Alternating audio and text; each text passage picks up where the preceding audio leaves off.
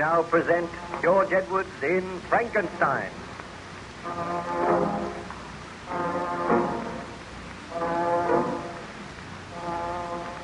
The good ship Voyager was held fast in the northern ice pack.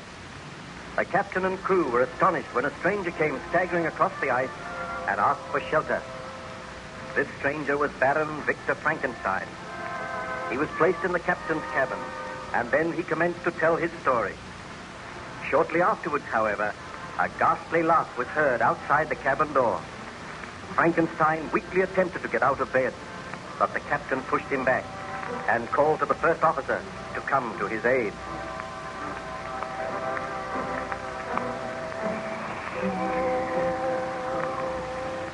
Captain Walton, you are condemning your first officer to death. A monster is out there. A blood-crazed, conscienceless beast. Oh, let me go. You are weak and ill. You can do nothing, Baron Frankenstein. Captain, what happened? Did you bring a pistol? Yes, some of the detectives I came down from anyway. Is there anyone out there now? No one, sir. Very well. I shall unlock the door. Now come in. What did you see? Tell us what happened. I heard the captain calling, and I dashed down the companionway. Then, out of the darkness, a huge figure seemed to leap at me. I was knocked aside. When I arose, there was no sign of anyone. I dashed up on deck again. There was no one there.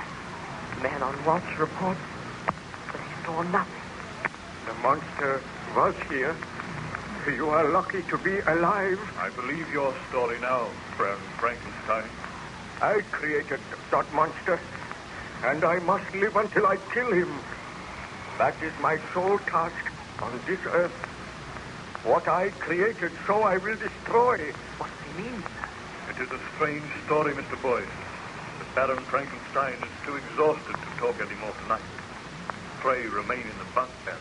I must try to get to sleep. I must recover my strength. I must have strength enough to kill the monster. You shall have every care and attention here.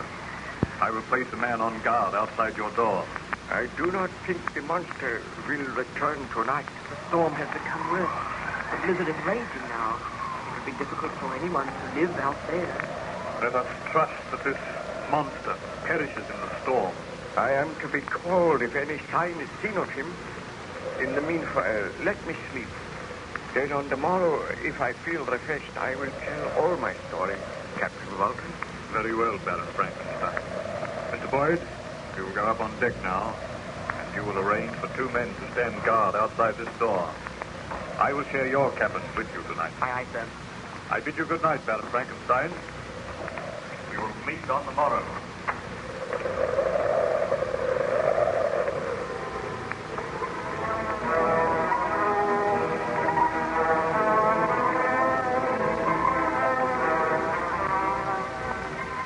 Surgeon tells me that you seem much better today, Baron Frankenstein. Yes, Captain, I feel much better. Was there any sign of the monster during the night? Nothing was seen. Please be seated.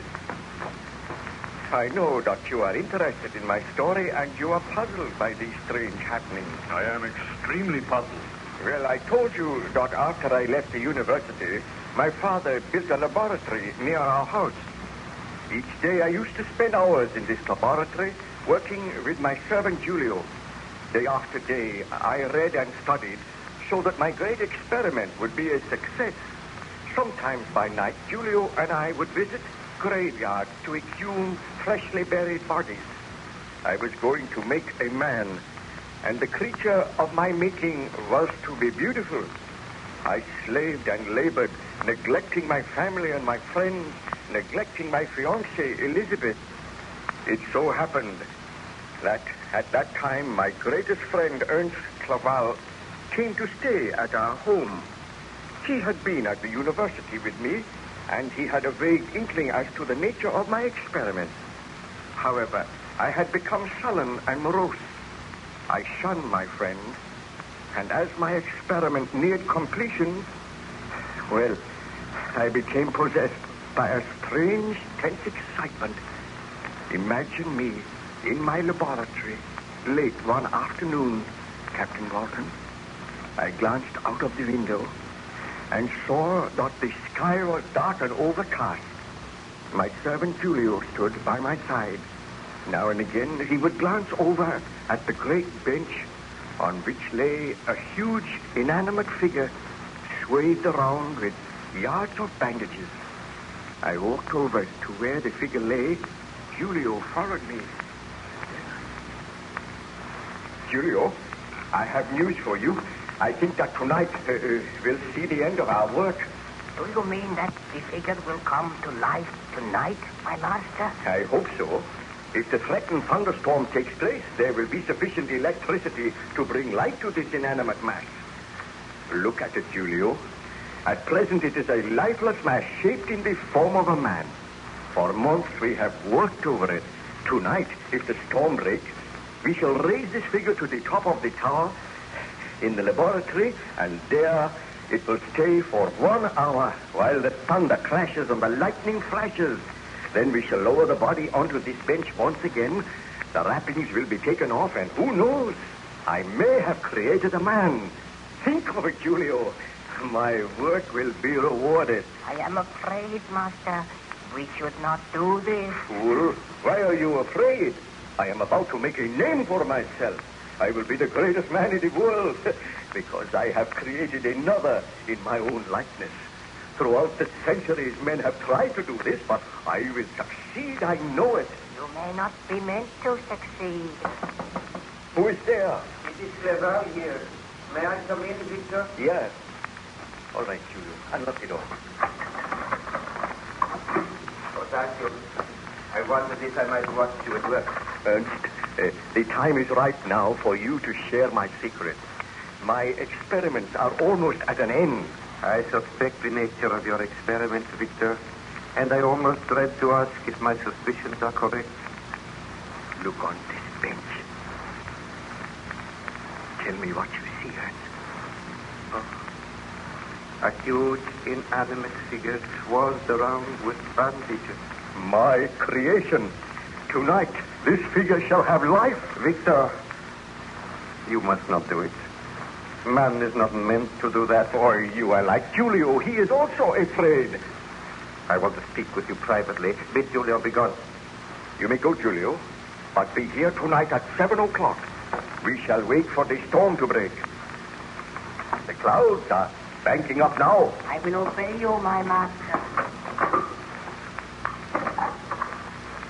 Victor, your life is bound up in this strange experiment, which I do not think for one moment will succeed.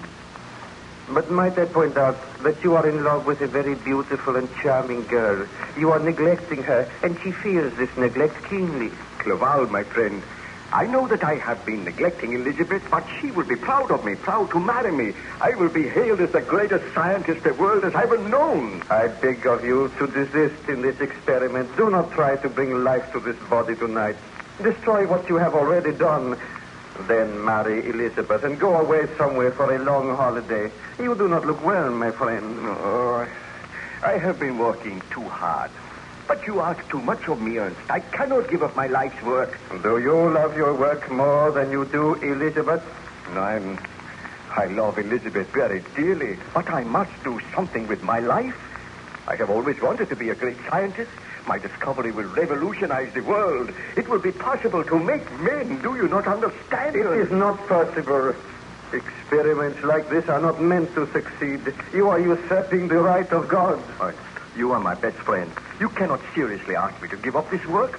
I am going to ask you to be here in this laboratory with me tonight to watch as I unbind the bandages from this figure and to know that my experiment has succeeded. Very well, Victor. Since you insist. But I do think you should take Elizabeth into your confidence. Let her come here tonight. Oh, she will be afraid. We will all be afraid. But without wishing to dampen your ardor, let me assure you that I do not think this experiment will succeed.